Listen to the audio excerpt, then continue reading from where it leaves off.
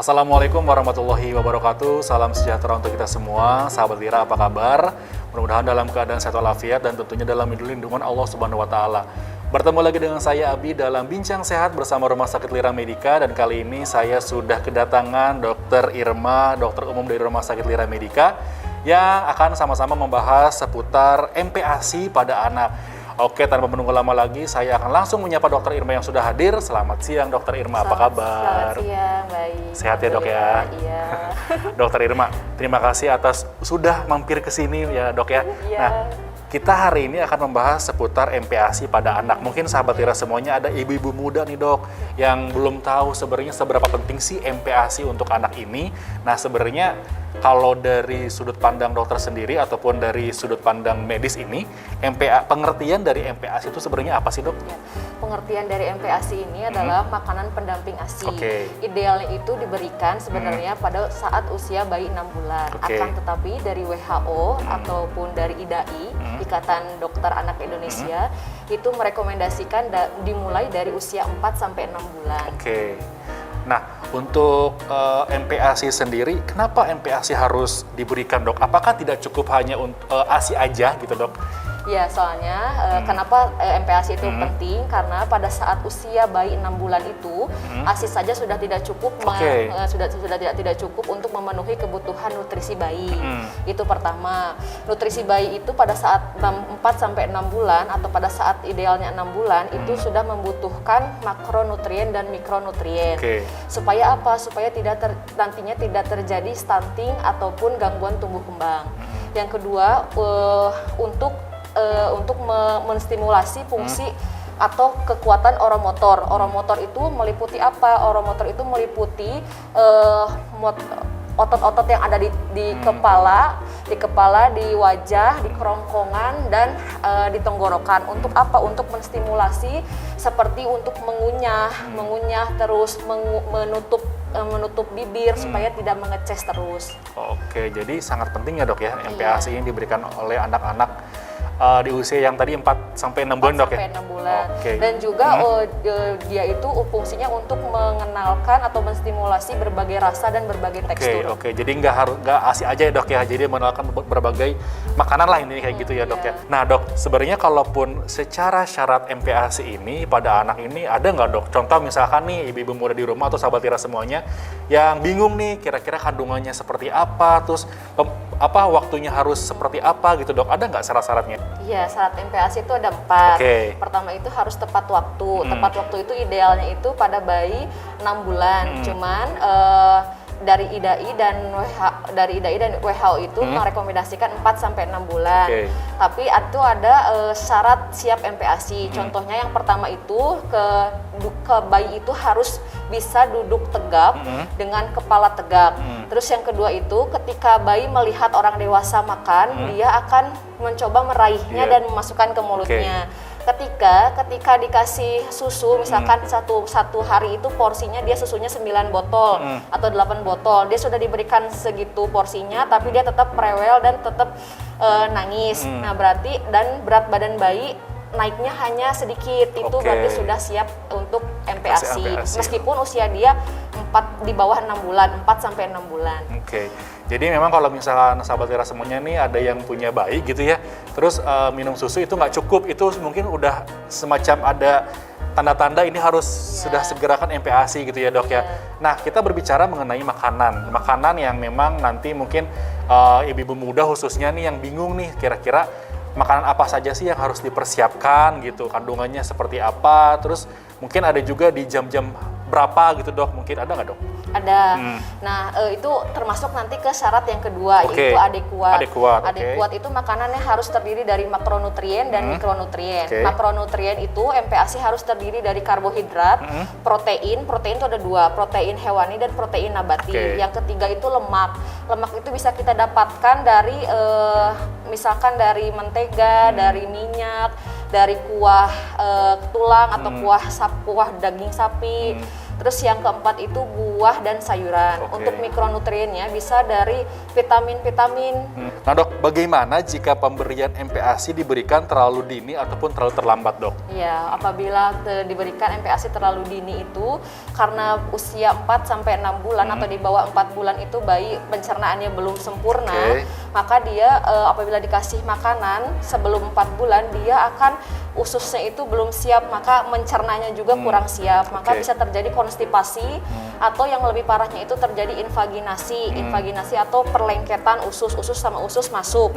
Itu yang lebih parah. Terus yang kedua, dia itu bisa meningkatkan resiko alergi, meningkatkan resiko obesitas dan hipertensi. Juga kalau misalkan kurang dari 4 bulan, anak itu kan belum fungsi oromotornya itu, kekuatan oromotornya itu belum sempurna. Makanya dia bisa aja tersedak saat diberikan makanan. Kalau sudah tersedak bisa sesak. Itu untuk yang terlalu dini. Tapi kalau misalkan untuk yang terlalu terlambat, dia karena ASI saja setelah 6 bulan itu tidak mencukupi nutrisinya, maka dia bisa kekurangan nutrisi makronutrien dan mikronutrien. Nanti yang lebih parahnya itu akan bisa menyebabkan stunting.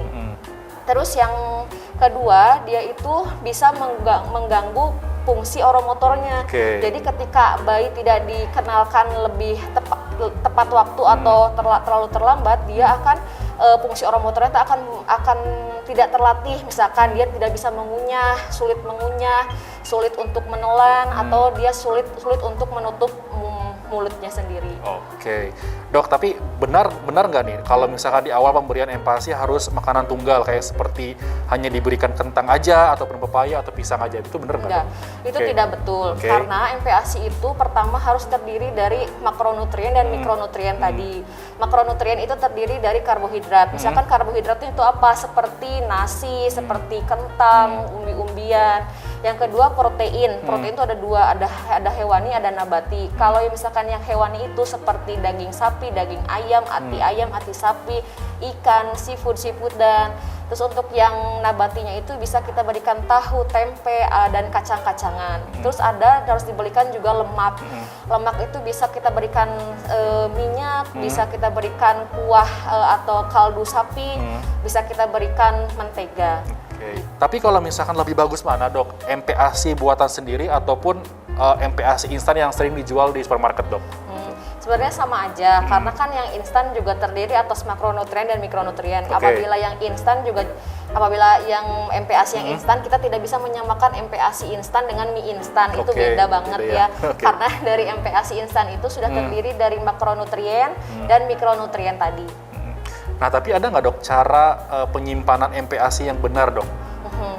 Ada cara penyimpanan. Jadi untuk penyimpanan untuk pembuatan dulu pembuatan MPASI dulu, bisa kita semuanya itu alatnya kita sterilkan dulu, dan seperti ikan-ikanan, daging-dagingnya harus kita rebus dengan sampai matang dulu. Jangan sampai kita satukan semua misalkan dari yang karbohidrat, terus protein, lemak itu disatukan semua sebelum semuanya matang. Jangan sampai seperti itu. Jadi harus dulu ya. Harus dimatangin dulu, baru nanti di blender, nanti disimpan. Jadi untuk pembuatannya itu semuanya harus higienitas. Bisa kita bikin porsinya untuk 1 hari. Misalkan 1 hari itu 2 sampai dengan 3 kali makan. Jadi kita bisa langsung bikin banyak. Nanti setelah itu kita blender. Kan untuk yang 6 sampai 8 bulan itu teksturnya itu harus lembut ya. Harus lembut, saring. Untuk 9 sampai 11 bulan itu dia teksturnya cincang kasar, cincang halus. Untuk yang 12 bulan sampai 23 bulan itu nanti dia makanan seperti makanan biasa. Nah, itu nanti kita masak secara banyak, nanti kita langsung bagi dengan 3 porsi. Sisanya itu 2 porsinya, 1 porsi buat makan sekarang, 2 porsi bisa kita simpan di dalam kulkas. Jangan disatuin dengan makanan orang dewasa.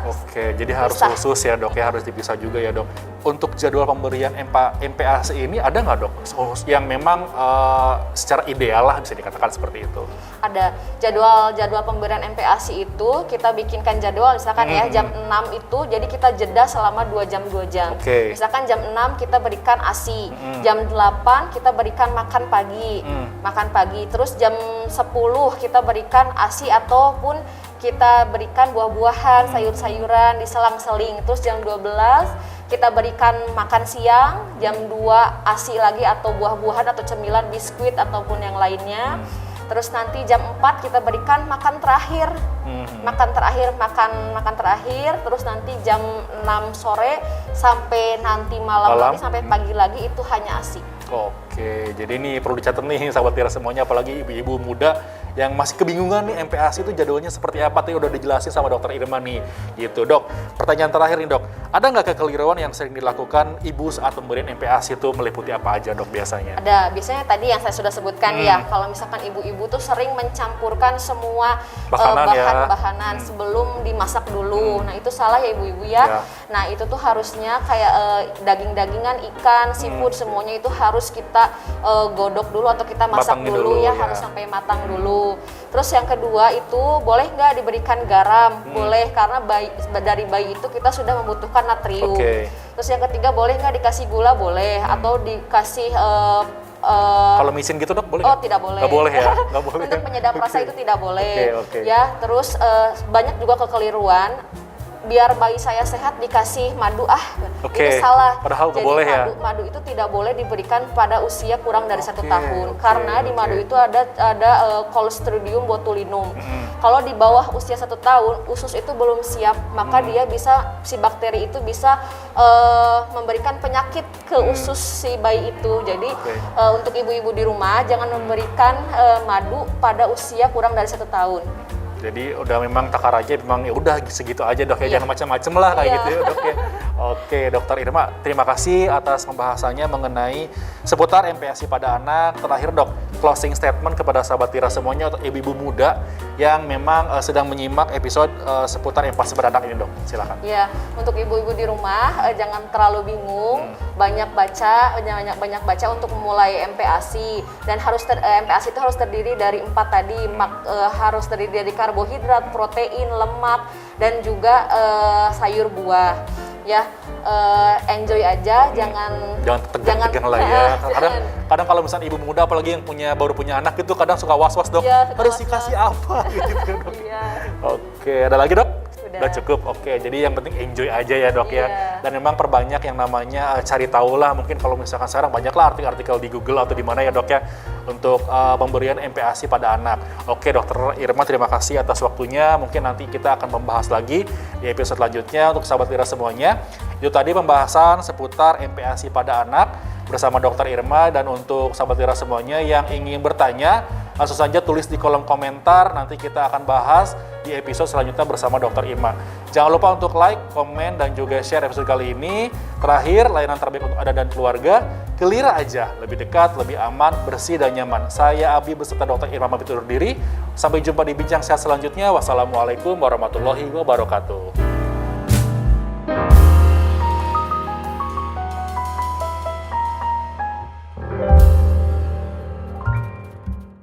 Ini cara daftar berobat online Rumah Sakit Lira Medica.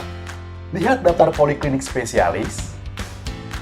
Pilih poliklinik, lalu pilih dokter. Contoh, dokter spesialis anak. Lihat jadwal praktek dan klik appointment. Pilih jenis penjamin dan ikuti langkah selanjutnya.